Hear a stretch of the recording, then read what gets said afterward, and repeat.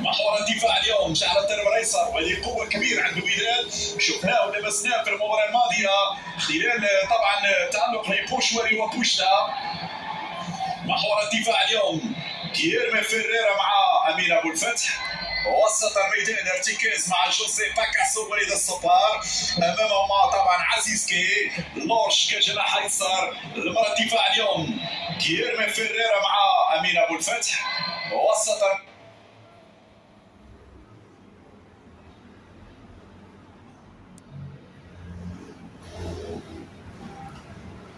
فرصة ودادية بقدم عزيزكي، ولكن الأجمل التمريرة الذكية من وليد الصبار.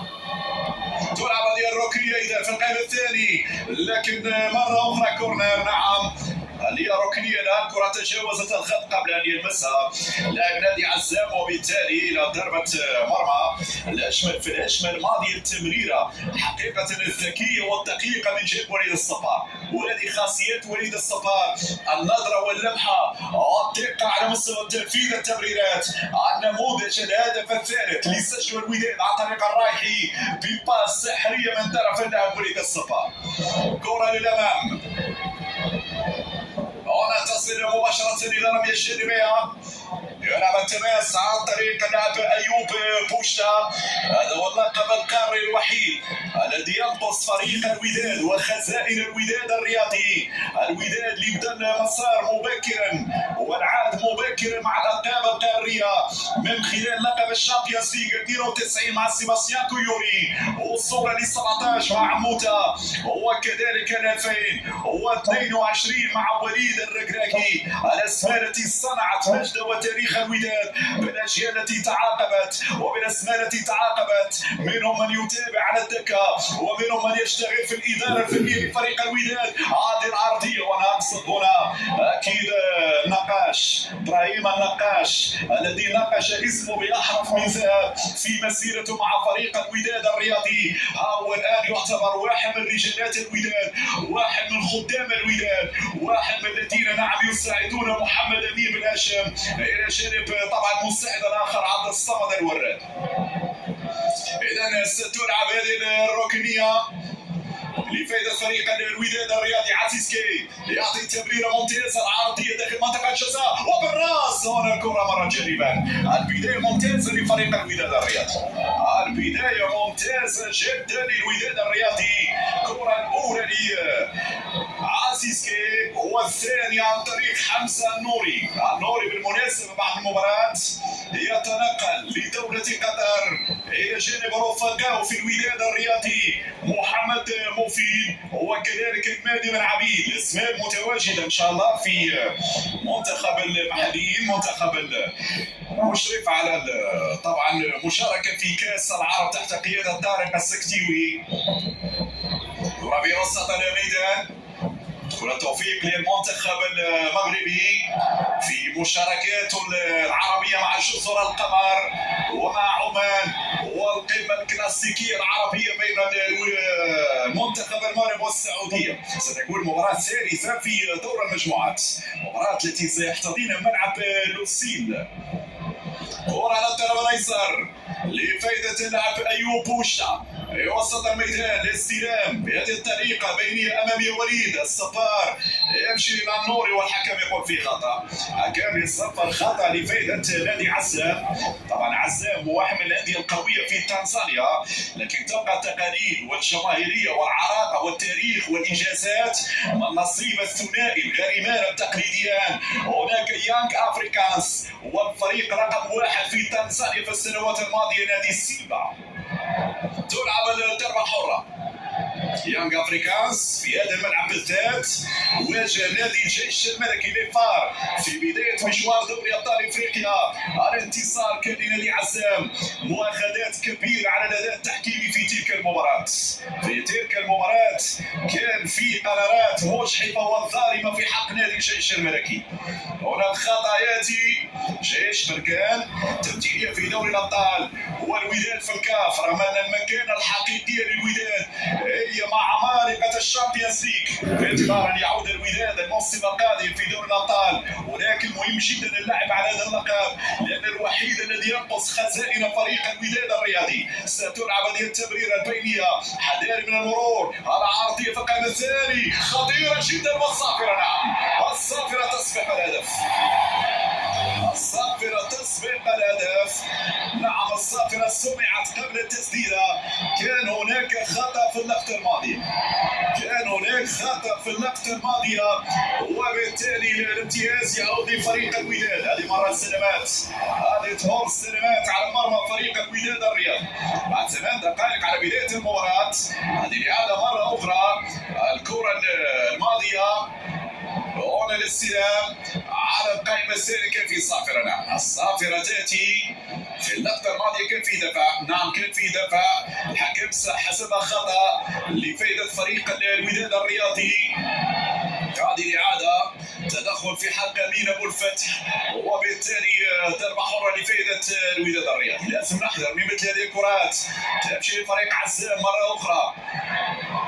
دقائق سيختبر فيها بكل تأكيد دفاع الوداد الرياضي. فيريرا ممتاز، فيريرا يقطع هذه الكرة انطلاقا في هذه الهجمة، والصافرة تنصف فريق عزام.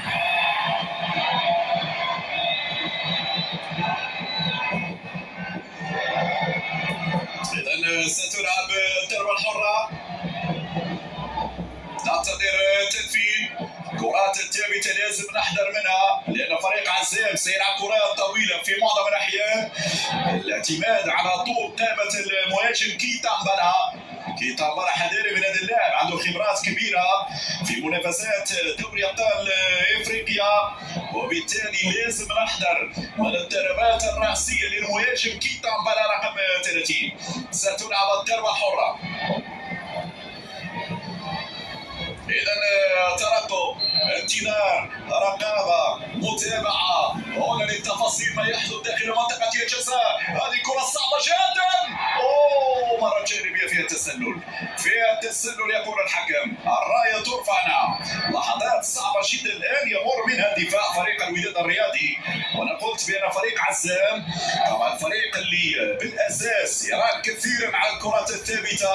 عزام اللي خسر المباراة الماضية على فكرة في ملعب مانياما هناك في RDC الكونغو الديمقراطية، وبالتالي مطالب انه يصحح، مطالب انه يرجع، مطالب انه يعوض الخساره في اللقاء الماضي. هذه طبعا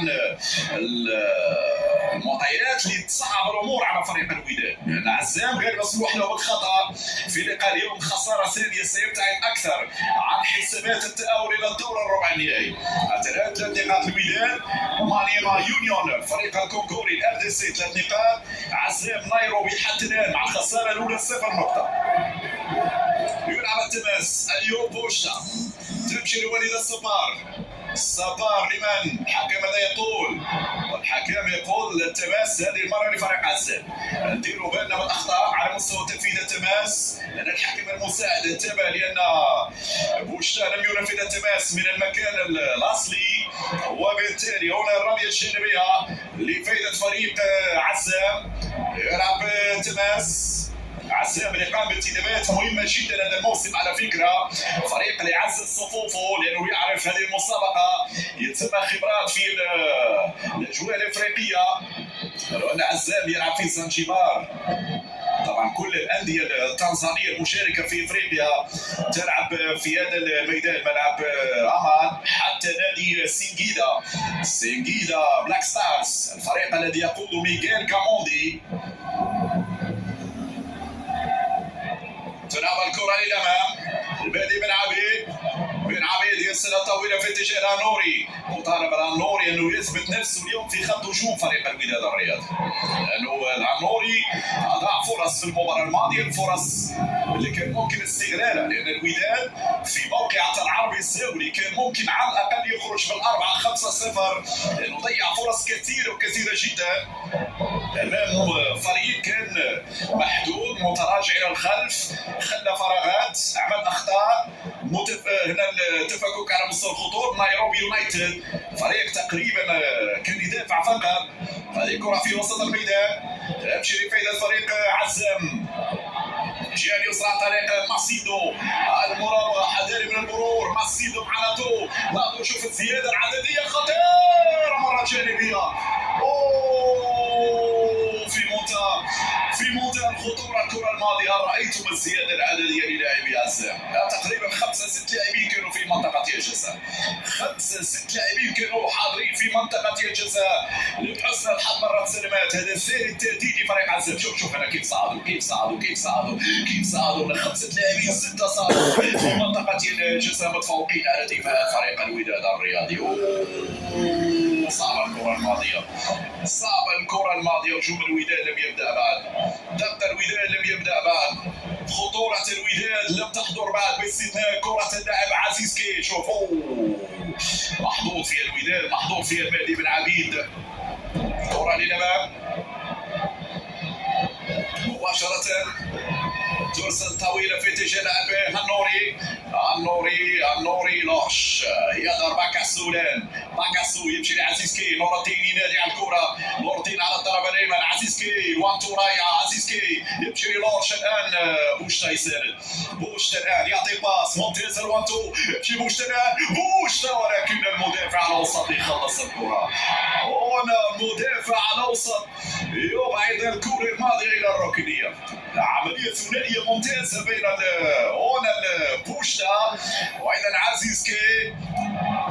أخذ ورد، خطوات، لمسة 1-2، دخول لمنطقة الجزاء.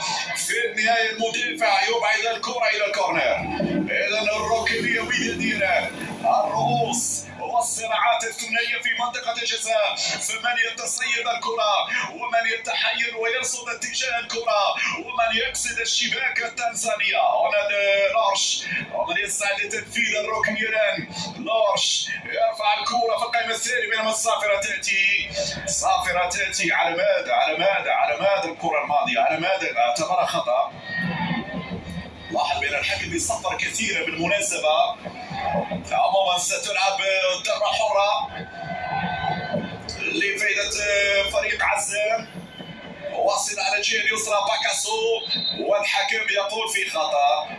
الخطأ يأتي وبطاقة صفراء قادمة. نور الدين مرابط نعم هو من تلقى البطاقة.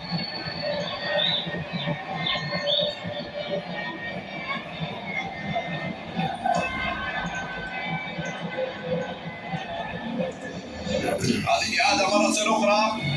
الكرة الماضية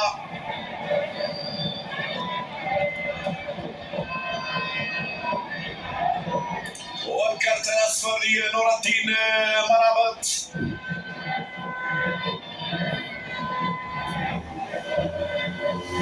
تلعب الكرة لنادي عزام.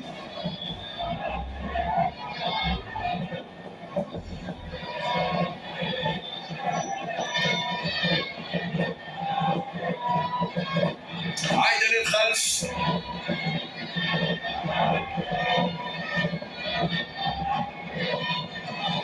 مباشرة لحارس المرمى. كرة للأمام،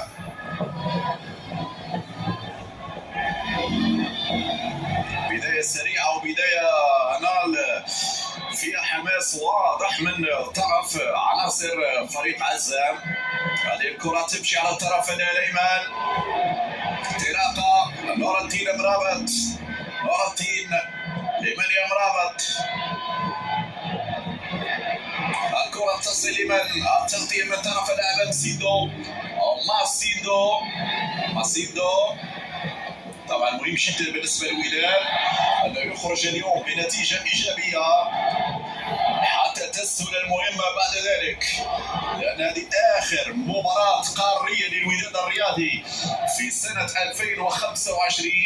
الجولة القادمة ستكون إن شاء الله بعد كأس أفريقيا، يعني في شهر فبراير أواخر يناير بداية فبراير سيكون الموعد مع الجولة الثالثة. الآن يتم التفرغ لكأس أفريقيا، الحدث الذي سينطلق إن شاء الله يوم 21 من شهر ديسمبر الشهر القادم والافتتاح ان شاء الله في العاصمه المغربيه. الرباط مباراه المغرب وجزر القمر. المغرب جزر القمر. اللقاء الاول سيكون في كاس العرب ويتجدد الحوار بين المنتخبين هناك في الرباط في افتتاح كاس الافريقيه. تلعب الكره على الطرف الايسر والتغطيه موجوده مباشره الى التماس. 17 دقيقة الوقت يمر. الوداد خلق فرصة واحدة عن طريق اللاعب عزيزكي. تمشي الكرة إلى الجانب